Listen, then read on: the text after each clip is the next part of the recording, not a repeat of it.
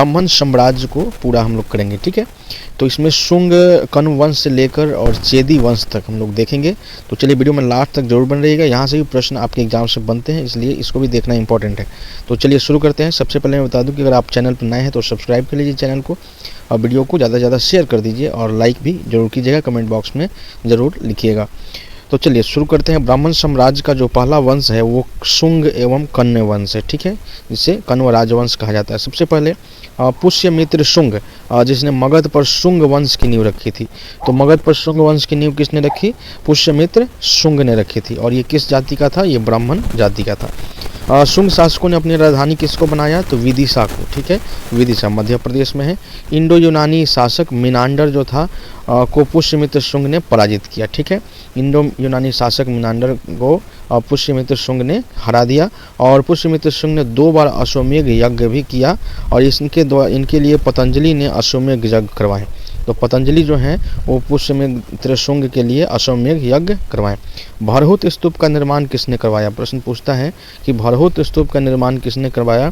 तो पुष्यमित्र शुंग ने। शुंग वंश का अंतिम शासक कौन था? तो शुंग वंश का अंतिम शासक देवभूति था, और इसकी हत्या 73 ईसा पूर्व में वासुदेव ने कर दी थी। और फिर मगध के गद्दी पर कण्व वंश की स्थापना करता है। ये भी ब्राह्मण साम्राज्य का ही हिस्सा है। और कण्व वंश की स्थापना कौन करता है? वासुदेव। ठीक है, और कण्व वंश का अंतिम राजा कौन हुआ? सुशर्मा। कौन हुआ? सुशर्मा। ठीक है, चलिए आइए देख ले अगला हम लोग सातवाहन राजवंश। ठीक है, सातवाहन राजवंश। तो सातवाहन राजवंश में सिमुक ने 60 ईसा पूर्व में सुशर्मा जो अंतिम जो था कण्व वंश का, उसको हराकर उसकी हत्या करके और फिर सातवाहन वंश की स्थापना की सिमुक ने। तो सुशर्मा की हत्या करके कण्व वंश की समाप्ति कर देता है और सातवाहन राजवंश की स्थापना करता है 60 ईसा पूर्व में सिमुक ने। ठीक है, सातवाहन जो होते हैं आंध्र वंश के शासकों ने, इसको आंध्र वंश भी कहा जाता है, तो इसके शासकों ने अपनी प्रतिष्ठान या राजधानी जो है वो गोदावरी नदी के किनारे पे स्थापित की। ठीक है, और प्रतिष्ठान महाराष्ट्र के औरंगाबाद जिले में है। कहाँ है? औरंगाबाद जिले में है। सातवाहन वंश के प्रमुख शासक जो थे उसमें सिमुक, सातकर्णी, गौतमी पुत्र सातकर्णी, वशिष्ठी पुत्र पुलुमावी तथा यज्ञश्री सातकर्णी थे। ठीक है, सातकर्णी ने 2 अश्वमेध यज्ञ करवाया और 1 राजसूय यज्ञ करवाया। सातवाहन शासकों के समय प्रसिद्ध साहित्यकार हाल और गुणाढ़ थे। हाल ने गाथा सप्तशती एवं गुणाढ़ ने बृहद कथा नामक पुस्तकों की रचना की। ठीक है, सातवाहन शासकों ने चांदी, तांबे, सीसा, पोटीन और कांसे की मुद्राओं का भी प्रचलन इन्होंने शुरू किया। ठीक है, सातवाहन अपना सिक्का ढालने में जिस शीशे का इस्तेमाल करते थे उसे कहाँ से मंगाते थे? रोम से।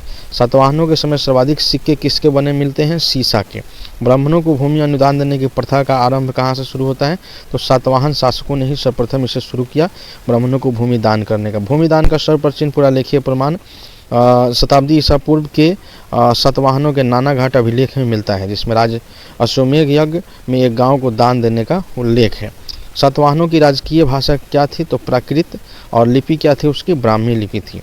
सातवाहनों ने हमें मातृतंत्रात्मक ढांचे का आभास मिलता है सातवाहनों से, और उनके राजाओं का नाम उनकी माताओं के नाम पर रखने की प्रथा थी।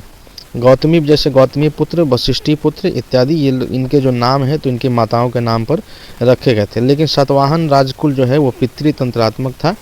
ठीक है, क्योंकि राज सिंहासन का उत्तराधिकारी जो होता था उसका पुत्र होता था। तो राज सिंहासन का उत्तराधिकारी कौन होता था? उसका पुत्र होता था। सातवाहन शासकों ने ग्रामीण क्षेत्रों में प्रशासन का काम जो है वो गौलमिक को सौंपा।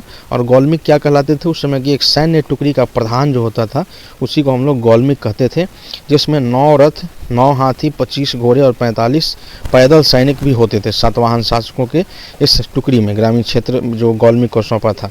तो सातवाहनों की महत्वपूर्ण स्थापत्य कृतियाँ भी, जैसे कार्ले का चैत्य, अजंता एलोरा की गुफाओं का निर्माण, ठीक है, अमरावती कला का विकास, ये सब सातवाहनों के द्वारा किए गए महत्वपूर्ण कृति है। ठीक है, सातकर्णी एवं अन्य सभी सातवाहन शासक जो थे वो दक्षिणापथ के स्वामी कहे जाते थे।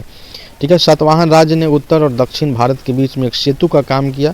ठीक है, अब इसके बाद आता है चेदी राजवंश जो कलिंग। ठीक है, अशोक की मृत्यु के उपरांत क्या हुआ? प्रथम शताब्दी ईसा पूर्व में कलिंग में चेदी वंश का उदय हुआ। किसका उदय हुआ? चेदी वंश का। इसकी जानकारी हमें कहाँ से मिलती है? हाथी गुम्फा अभिलेख भुवनेश्वर उड़ीसा से मिलती है। खारवेल जो था इस वंश का एक प्रतापी राजा था जो चेदी वंश का था, खारवेल। ठीक है, खारवेल जो था वो जैन धर्म का अनुयायी था और उसने जैन मुनियों के लिए उदयगिरी की पहाड़ी में गुफाओं का निर्माण करवाया।